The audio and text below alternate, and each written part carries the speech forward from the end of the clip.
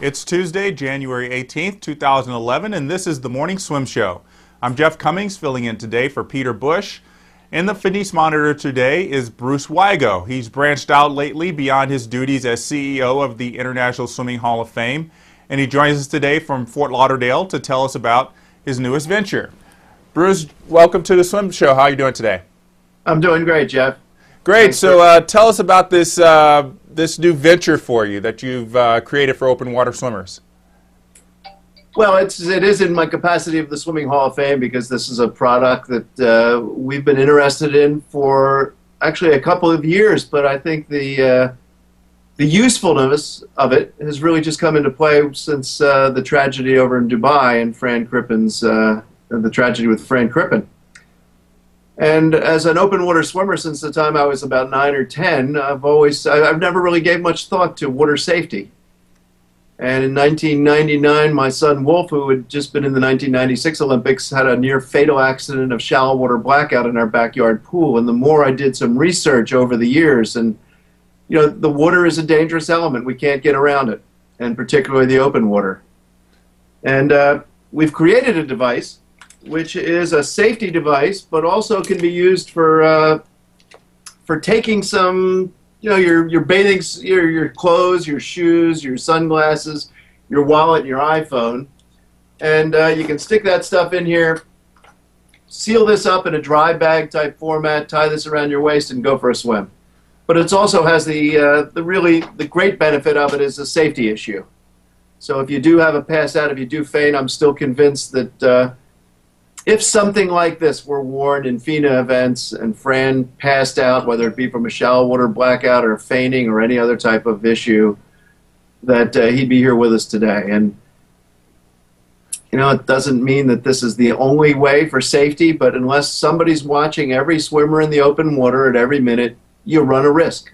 Right, and I think this is a long time coming, and especially I think it could be something that could be very useful for, as you said, for open water competitions. Is this something that you brought up to FINA to possibly have around the waist of everybody that's competing in open water? I have brought this up in the videos that we've done testing the product out, and it's been a while in testing to figure out to come up with something that's useful for this. And something that doesn't interfere. And the interesting thing about this, I've packed my shoes, my wallet, my cell phone, sunglasses, towel in here, and the thing weighs, 6-10 pounds. And once you inflate this and put it there, it's not a drag. You're not towing this. It kind of rides behind the turbulence and the backflow of your body, and doesn't interfere at all. And everyone that's tested this has said the same thing. Well, I think is, like as you said, very good for some organization like FINA to use for their competitions, but also for the casual swimmer who goes to the beach, wants to go out for a swim, and is worried about leaving their clothes, their iPhone, their wallet out there.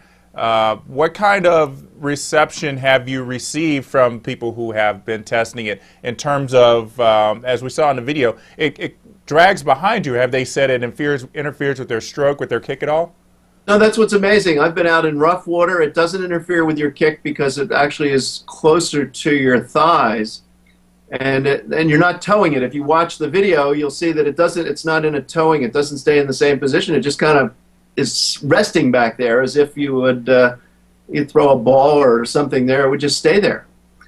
And the interest really, I'm not sure that as it is in its current form, this is the device that needs to be used in open water swimming where there's 25 or 30 participants for a world championship.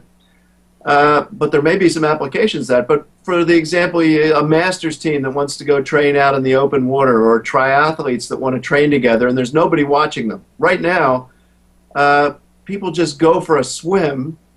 And, you know, we've really been fortunate that there haven't been catastrophic accidents happening, and actually there have been some.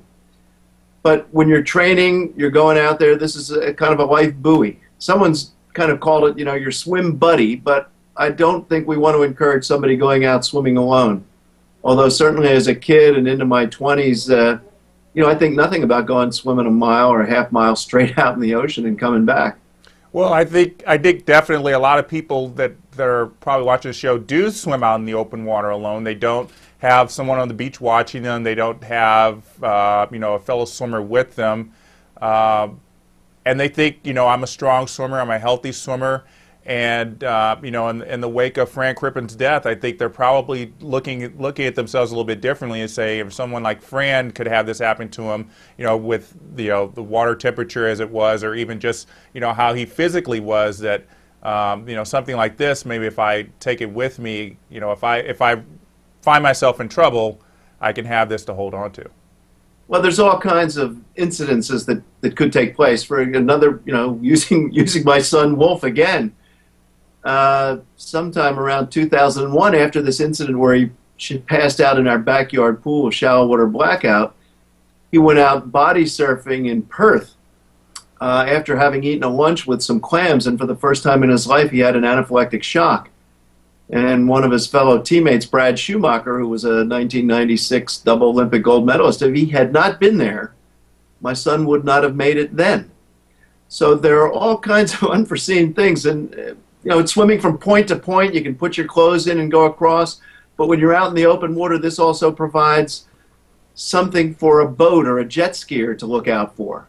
Whereas if you're just swimming down in the water, you're not as visible. This is a bright orange color, and it has that other safety component in it. And when you read, it wasn't just Fran over there. When you read what Christine Jennings went through over in Dubai, if this had been there, she could have grabbed onto it and held herself and waved and drawn attention.